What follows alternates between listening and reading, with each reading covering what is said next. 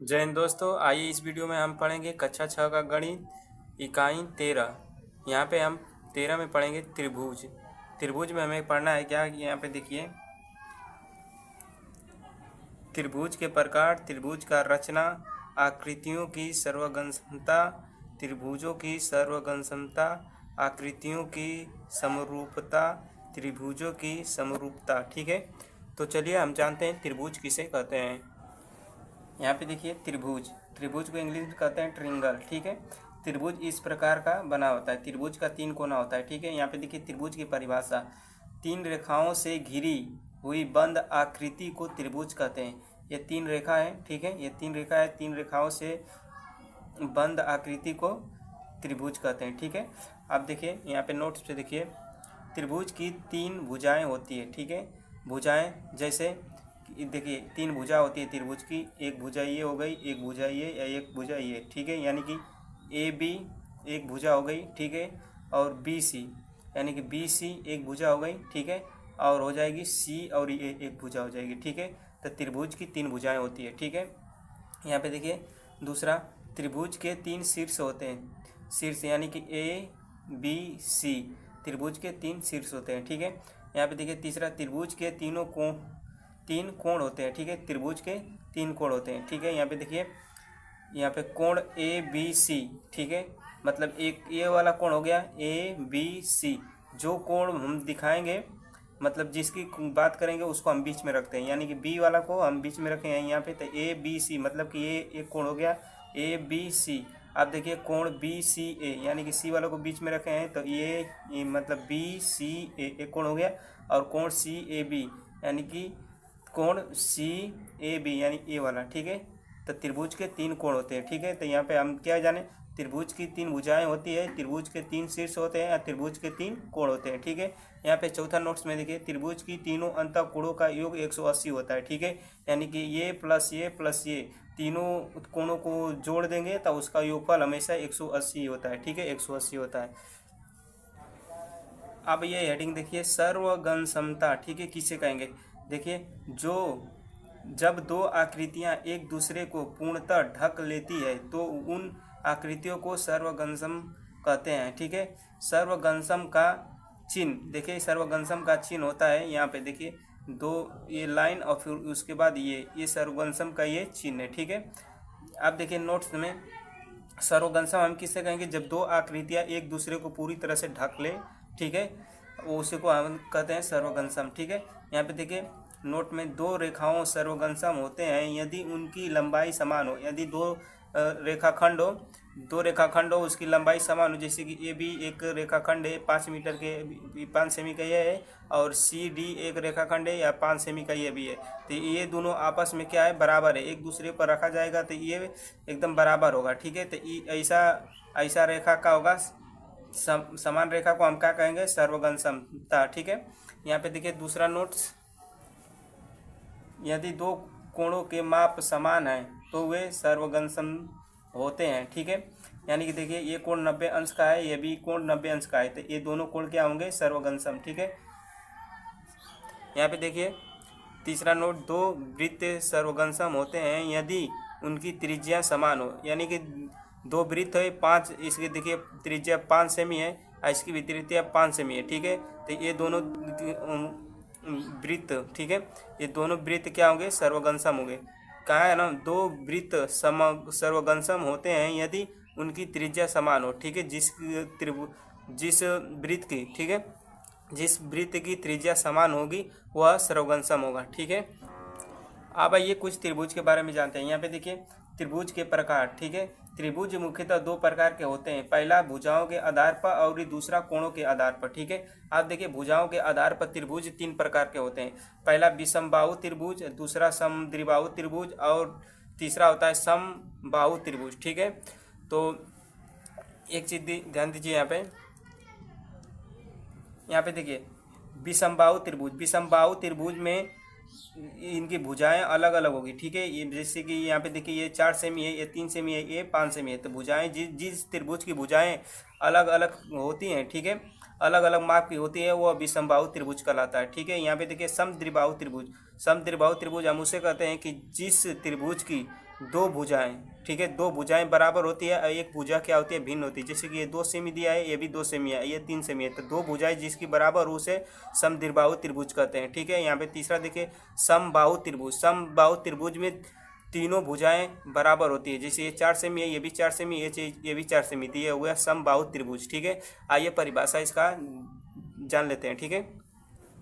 यहाँ पे देखिए पहला विषमबाहु त्रिभुज, जिस त्रिभुज की प्रत्येक भुजा असमान यानी कि बराबर नहीं होती वह विषमबाहु त्रिभुज कहलाता है, ठीक है। दूसरा देखिए समद्विबाहु त्रिभुज, जिस त्रिभुज की दो भुजाएं बराबर और एक भुजा भिन्न होती है वह समद्विबाहु त्रिभुज है, ठीक है। तीसरा यहाँ पे देखिए समबाहु त्रिभुज, जिस त्रिभुज की तीनों भुजा बराबर होती हैं वह समबाहु त्रिभुज है, ठीक है। जिस त्रिभुज की तीनों भुजाएं बराबर हो वह समबाहु त्रिभुज है, ठीक है। चलिए आप जानते हैं, आप जान गए। यहाँ पे देखिए भुजाओं के आधार पर आप जानेंगे कोणों के आधार पर त्रिभुज, ठीक है।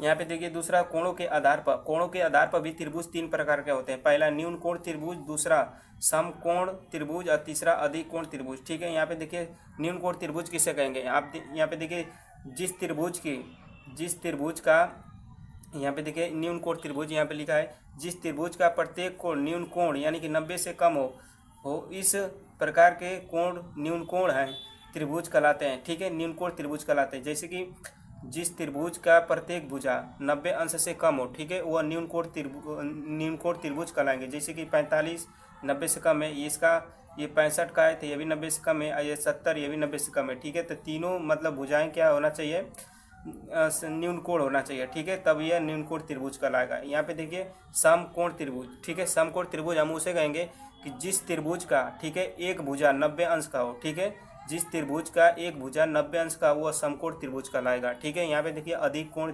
त्रिभुज, ठीक है, तो अधिक कोण त्रिभुज उसे कहेंगे हम कि जिस त्रिभुज का एक भुजा, ठीक है, एक भुजा 180 अंश से ज़्यादा हो, ठीक है,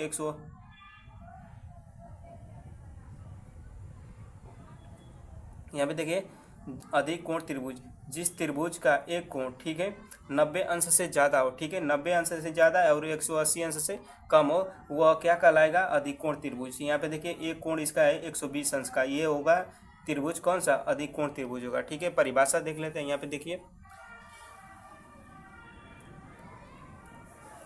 न्यून कोण त्रिभुज, जिस त्रिभुज का प्रत्येक कोण न्यून कोण यानी 90 अंश से कम हो इस प्रकार के कोण न्यून कोण, ठीक है, त्रिभुज कहलाते हैं, ठीक है।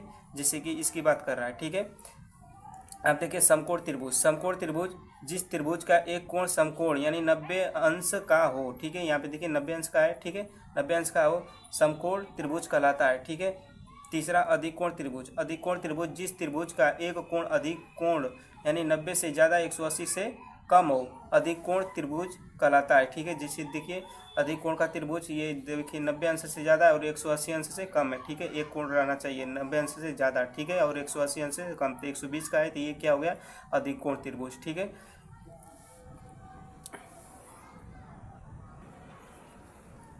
आइए अभ्यास 13A का सवाल अमल करते हैं। यहाँ पे पहला सवाल दिया, निम्नलिखित चित्रों को काटिए, प्रत्येक को 2 भागों में इस प्रकार मोड़िए कि दोनों भाग सर्वगमसम हो जाएं, ठीक है।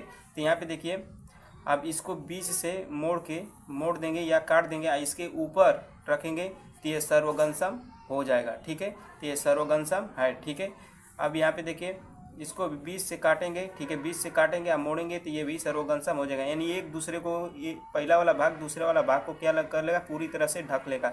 जब पूरी तरह से ढक लेगा तो यह सर्वगमसम होगा, ठीक है। अब देखिए इसको बीच से इस तरह से काटेंगे, ठीक है, इस तरह से काटेंगे तो इसको भी क्या करेंगे, इसको मोड़ेंगे, इसके ऊपर रखेंगे तो ये भी पूरी तरह से ढक लेगा, तो ये भी क्या होगा, सर्वगमसम होगा, ठीक है।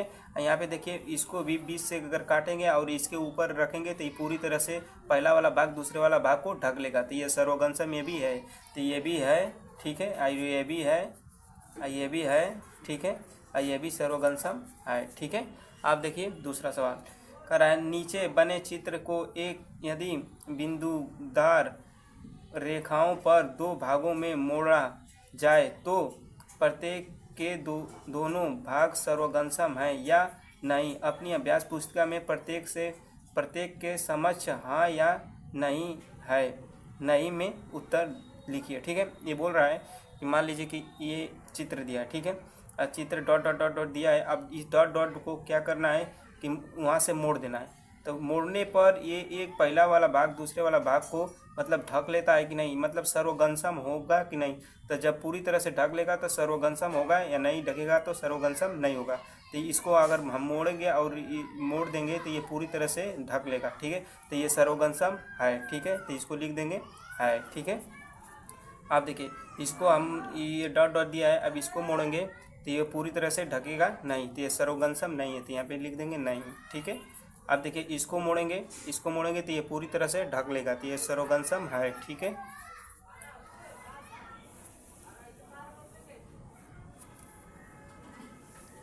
अब यहाँ पे देखिए चौथा वाला, इसको भी क्या करेंगे, मोड़ेंगे तो ये भी पूरी तरह से ढक लेगा, तो ये भी सर्वगंसम है, ठीक है। अब देखिए इसको अगर मोड़ेंगे तो ये पूरी तरह से नहीं ढकेगा, तो ये सर्वगंसम नहीं है, तो यहाँ पे लिख देंगे नहीं, ठीक है, नहीं।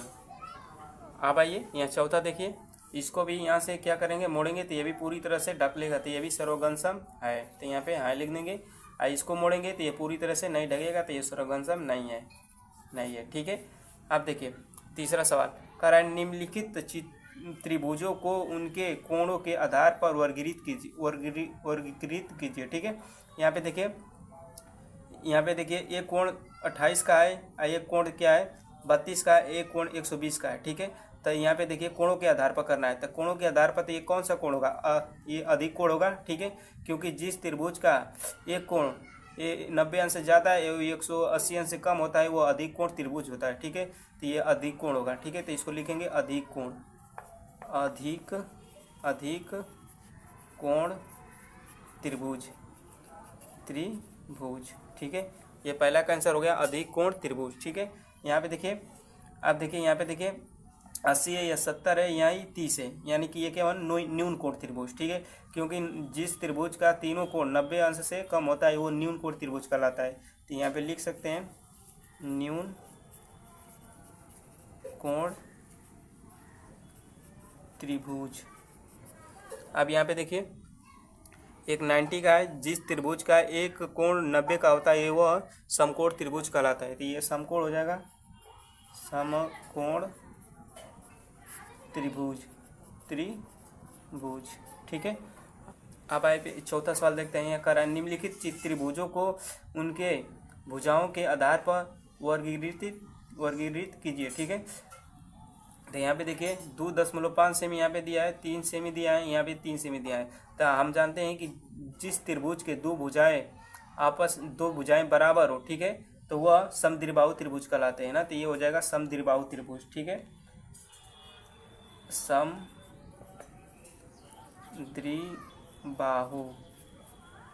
ठीक है, समद्विबाहु त्रिभुज हो जाएगा, ठीक है। यहाँ पे त्रिभुज लिख देंगे, त्रिभुज, ठीक है, इस प्रकार से समद्विबाहु त्रिभुज, ठीक है। यहाँ पे देखिए ये दिया है 2.6 सेमी, ये 4 सेमी, ये 3 सेमी, ठीक है। तो जिस त्रिभुज की तीनों भुजाएं अलग अलग होती है वह होती है विषम बाहु त्रिभुज, ठीक है, विषम बाहु त्रिभुज। तो यहाँ पे लिख देंगे विषम बाहु त्रिभुज, ठीक है। आप देखिए यहाँ पे देखिए ये दिया है 3 सेमी, ये 2 सेमी, ये 3.5 सेमी, तो ये भी होगा विषम बाहु त्रिभुज। यहाँ पे लिखेंगे विषम बाहु त्रिभुज, ठीक है। यहाँ पे देखिए ये 3 सेमी, ये 3 सेमी, ये 3 सेमी, तो ये क्या है समबाहु त्रिभुज, ठीक है, समबाहु त्रिभुज। तो यहाँ पे लिखेंगे समबाहु त्रिभुज, ठीक है, इस प्रकार से। अब यहाँ पे देखिए 5वां सवाल दे रहा है, यहाँ पे कह रहा है नीचे दो रेखाखंड दिए गए हैं, दोनों रेखाखंड सर्वगंसम है।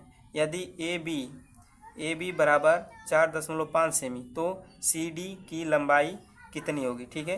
यानी कि ए बी बराबर दिया है 4.5 सेमी, तो सी डी भी होगी क्या 4.5 सेमी, ये भी होगी, ठीक है, ये भी, क्योंकि ये सर्वगंसम है, दोनों सर्वगंसम। सर्वगंसम उसे कहते हैं कि जो एक दूसरे के बराबर हो। ठीक है, अब देखिए छठवां वाला देखिए, यहाँ कह रहा है चित्र में ए बी सी डी एक रेखाखंड पर स्थित बिंदु है।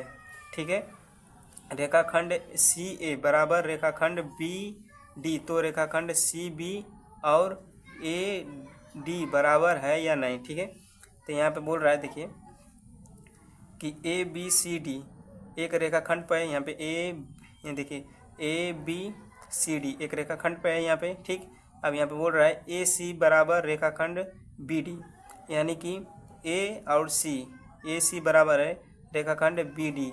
ठीक है, बी डी यानी कि ये ए और सी इसके बराबर है। ठीक है, ये दोनों आपस में क्या है, बराबर है। ठीक है, तो रेखाखंड सी बी यानी कि सी और बी, ठीक है, सी बी और ए डी मतलब ए डी, ठीक है, बराबर है या नहीं। तो ये दोनों बराबर है। ठीक है, इसको हम इस प्रकार से हल कर सकते हैं। यहाँ पे देखिए, जब देखिए यहाँ पे कि सी ए बराबर है बी डी के। ठीक है, सी ए बराबर है बी डी के, हाई हाई आपस में बराबर है। ठीक है, तो सी बी यानी कि यहाँ पे देखिए सी और बी यानी कि यहाँ से यहाँ तक का दूरी पूछे कर रहा है। ठीक है, यहाँ से यहाँ तक का दूरी मतलब कि सी बी अब बराबर हो जाएगा। यहाँ पे देखिए सी बी बराबर है ए डी की, नहीं मतलब ए और डी। ठीक है, मतलब यहाँ से और यहाँ तक का दूरी। ठीक है, यहाँ से यहाँ तक का दूरी पूछ रहा है ना, तो ए डी बी क्या है, बराबर है। ए डी बी क्या है, बराबर है। तो यहाँ पे लिख देंगे बराबर है। ठीक है, बराबर है। ठीक है, चलिए अगला सवाल करते हैं। यहाँ पे देखिए 7वां सवाल कर रहा है नीचे बने चित्र में कोण ए ओ बी, ठीक है, कोण ए ओ बी बराबर कोण सी ओ डी। ठीक है, तो क्या मतलब यहाँ पे देखिए कि कोण, यहाँ पे देखिए कोण ए ओ बी यानी ए ओ बी, ठीक है, ये बराबर है किसके, सी ओ डी के ना, यानी कि सी ओ डी के, यानी कि ये और ये आपस में क्या है, दोनों कोण बराबर है। ठीक है, तो क्या कोण ए ओ सी यानी कि देखिए ए ओ सी मतलब ये वाला ये इसकी बात कर रहा है। ठीक है, और बी ओ डी यानी कि बी ओ डी इसकी बात कर रहा है। ठीक है, बराबर है कि नहीं। ठीक है, तो देखिए ये क्या होगा, ये देखिए ये और देखिए ये बराबर होगा, तो ये बराबर है, तो यहाँ पे लिख देंगे है। ठीक है, ठीक है, तो ये प्रश्नावली समाप्त हुई। वीडियो आपको कैसी लगी, पसंद आए तो चैनल को सब्सक्राइब करें और वीडियो को लाइक करें। धन्यवाद।